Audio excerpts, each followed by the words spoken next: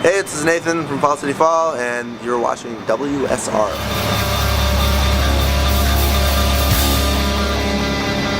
Fall City Fall, it's kind of got a weird sound to it in the hardcore scene. What would you say you're most influenced by? Not really, I wouldn't say really influenced by bands in general, just kind of like life experience, and our music is more of a feeling than trying to sound like anything. It's just what we are feeling at that particular time. We come together as a group and we're like, wow, I'm feeling this today. I'm pissed, yo, I got this sweet idea. And then you just kind of write your feelings into your riffs or your drum beats or whatever. So yeah, I don't know, we don't really try to, we get compared to like the Cherry and Dillinger and stuff like that, but I don't know. I was thinking when I was listening to it, you kind of had a Cherry feel. Yeah, like it's a little weird, but you know, we want to be, you know, messy and just all over the place. So just good stage presence and stuff like that. I guess. I mean, it's even with that, like it's not like we plan our stage show or anything. It's just that's what happens. Fucking happens. So yeah. So you're touring across Canada right now. Have you ever done anything this big before? I guess so. I mean, like we've been support on some bigger tours, like with Architects and like Abandoned Ships and stuff. And like we did a couple dates with Became as Romans. The last time we were here, actually, we opened for them at level 3 or whatever. And yeah, but as far as like headlining scale goes, this has definitely been the biggest shows we've ever done yet. Now, from province to province, which province have you seen with the best crowd response, or which one has been the most fun for you?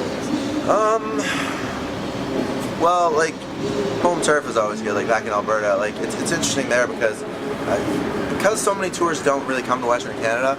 All of the scenes there, from like Saskatoon to Vancouver, like it's all one giant community. So you know, if there's something big rolling through town, you'll get people from all over. Like, but Calgary's always good to us. Edmonton's always good to us. One of the most surprising shows actually was Halifax. We'd never been there before, and like we weren't expecting it at all. It was just off the hook. Like it was crazy. So it was a good time. Now from here you're going to Europe. You guys have never been to Europe before, right? No, we've never left the continent. Like the only time we ever went to America was just to do our showcase for Victory. So okay. So are you particularly excited, or are you more nervous about going? I'm always nervous.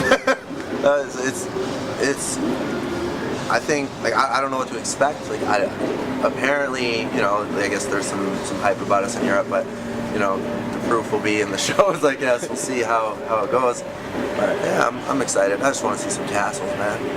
Yeah. So, you signed with Victory Records last year. Have you seen your crowd, or your fan base grow since that time?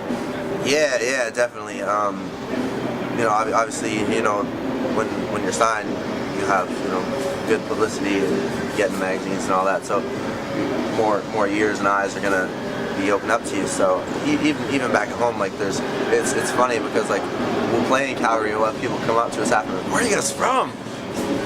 20 minutes away. Just like right down here. The street, yeah. I lived next to you for 3 years. yeah. So it's always interesting to see things grow. And Victus, how is this album's material different from your previous material? It's a lot more personal. The lyrical content is very, very personal between Keenan and I. And it's to sum it up, it's everything nobody wants to hear. So like, you know, everyone, you know, gets, you know, dealt shitty hands in life. Everyone has, you know, crappy things happen to them. But at the end of the day, you know, it's how do you let the choices that you make at the end of the day, you know, determine the outcome, right? So it's figuring out how to make the best possible choice when things go shitty. So when you guys are writing, you have 2 vocalists. How do you decide to divvy up the singing, I guess? You call it. It's really 50-50, man. Like when we write all as a group. So when we even write the guitars and stuff, it's like I'm feeling this. I want it to like channel this particular emotion into this song. Let's write it, and then okay, I have lines for this. Or Keenan will come up to me. We have this weird like sixth sense psychic thing that we do. I don't know. It's really like weird. Like or something. Yeah, like I'll just be laying in my bed at 3 in the morning, and I'll just be thinking about the particular song, and something will come to my mind. And I'm like, yo, Keenan, I got this crazy line I gotta show you. And he'd be like, dude, I got something that matches that. And then it just happens. It's really weird.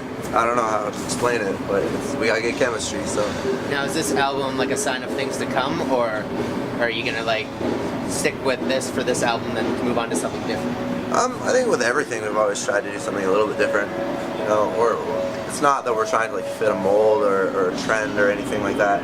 We just write what we want, you know, and you know that's you know we're not being forced to sound like anything. You know, we have free control to do whatever we want, so we're just gonna keep doing that. Yeah, I was jamming your record today, and it was just it was like heavy, and then you go to like something smooth jam.